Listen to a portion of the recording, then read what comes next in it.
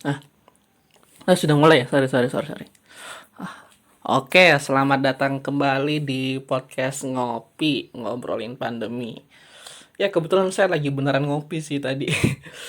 eh Podcast ini adalah proker KKN Gelombang 105 Universitas Hasanuddin Wilayah Maros. Tidak terasa kita sudah ada di penghujung tahun 2020. Waktu itu makin lama makin tidak terasa ya, meskipun sedang sedang kita sedang pandemi.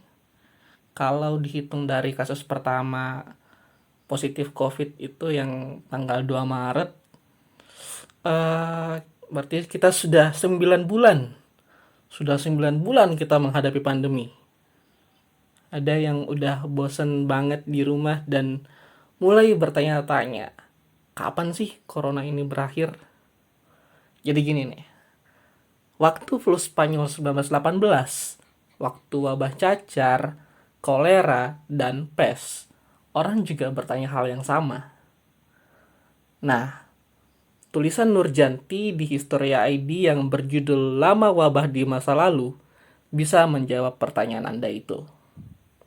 Kebetulan, kalau Anda malas membaca, artikel itu sudah saya konversi ke bentuk audio di sini. Jadi, selamat mendengarkan. Lama Wabah di Masa Lalu oleh Nurjanti.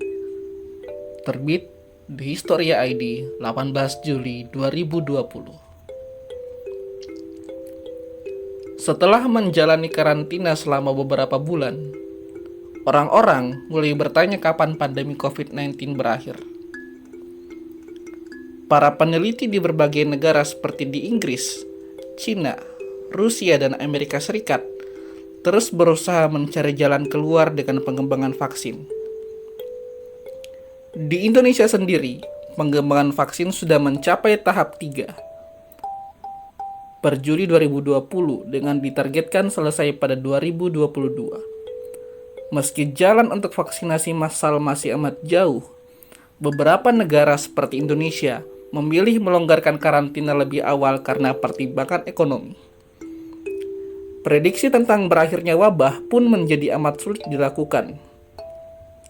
Saya pikir ada semacam masalah psikologi sosial seperti kelelahan dan frustasi, kata sejarawan Universitas Yale Naomi Rogers pada The New York Times. Menurutnya, ketika kerugian ekonomi terus meningkat akibat pembatasan sosial, orang-orang memilih untuk kembali menjalankan aktivitas. Ada perbedaan pandangan antara masyarakat dan para ahli kesehatan. Yang pertama, melihat masalah ekonomi dan sosial, sementara para ahli kesehatan melihatnya sebagai krisis kesehatan yang membahayakan nyawa. Menilik akhir wabah di masa lalu, sejarawan membedakannya menjadi dua. Berakhir secara medis, yakni ketika jumlah kasus baru dan tingkat kematian menurun drastis. Dan berakhir secara sosial, yakni ketika ketakutan akan penyakit berkurang.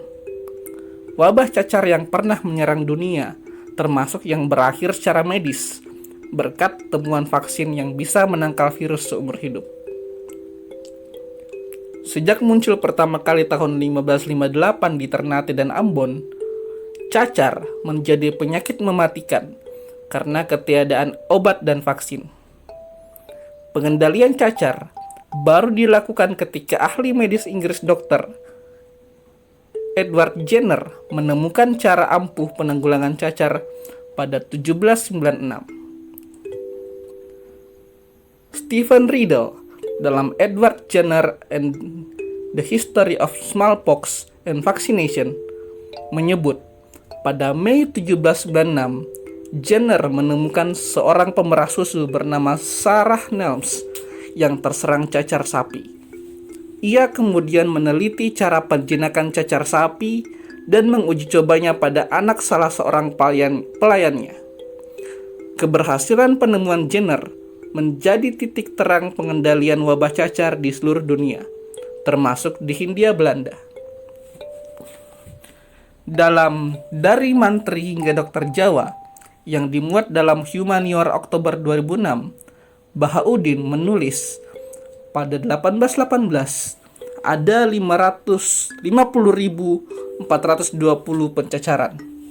Tahun 1860, jumlahnya meningkat tajam jadi 479.768 pencacaran dengan 211.051 pencacaran ulang. Pada 1875, jumlah pencacaran makin naik hingga 930.853 orang yang menerima vaksin. Mulanya, vaksin dikirim tiap 2-3 bulan sekali dari Amsterdam, Rotterdam, Utrecht, dan Den Haag. Namun, pada 1879, pemerintah kolonial mendirikan Park Vaksinogene di Batu Tulis, Bogor, untuk meningkatkan produksi vaksin. Pemerintah juga menambah jumlah tenaga medis yang bertugas mendistribusikan vaksin dan mendirikan Dr. Jawa School di Batavia. Meski penyakit ini berhasil dikendalikan sejak abad ke-19, dunia baru dinyatakan bebas dari cacar pada 1979. Sementara, cerita lain datang dari wabah pes. Bermula di Malang pada 1910, pes lambat laun menjalar ke Semarang, Yogyakarta, dan wilayah lain.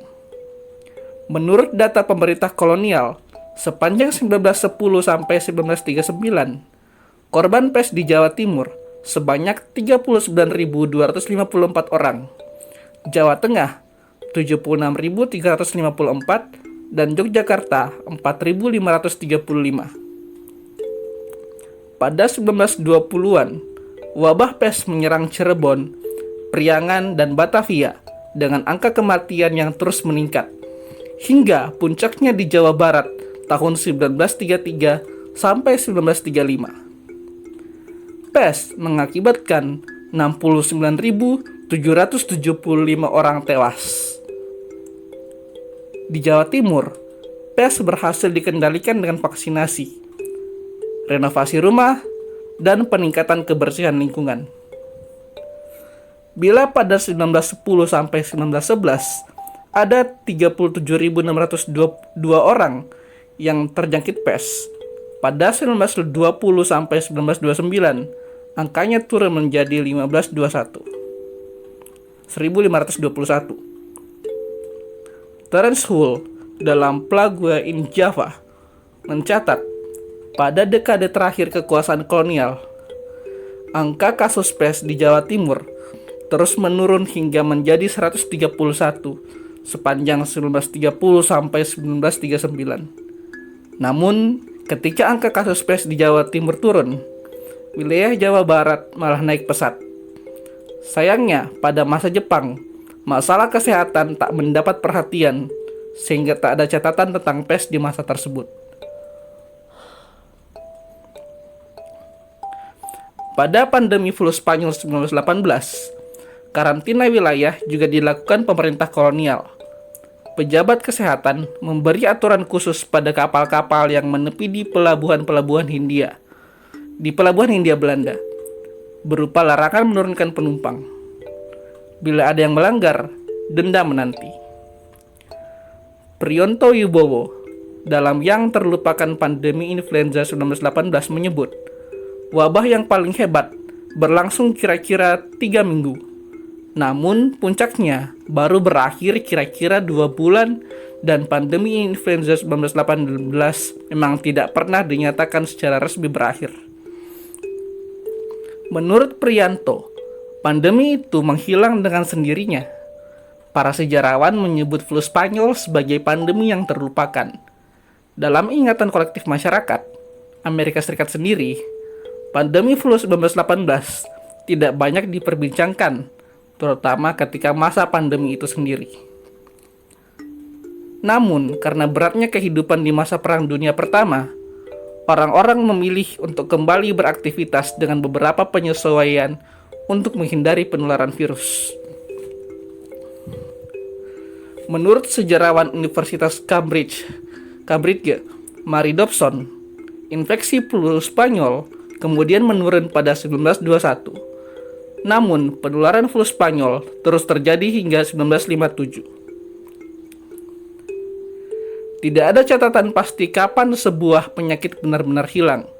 Menurut Naomi Rogers, klaim tentang berakhirnya wabah bisa amat sulit didefinisikan. Siapa yang bisa mengklaim akhirnya?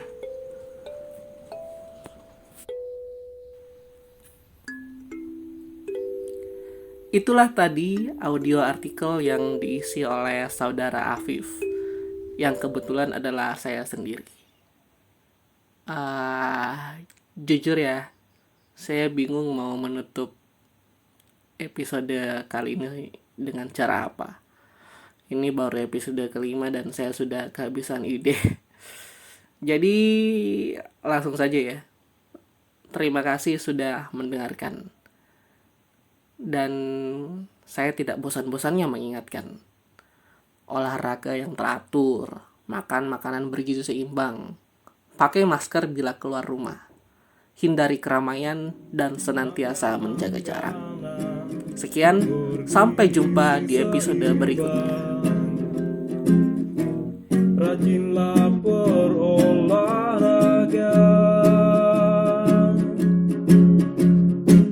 Say hello bila bertemu teman. Tak perlu salam-salaman.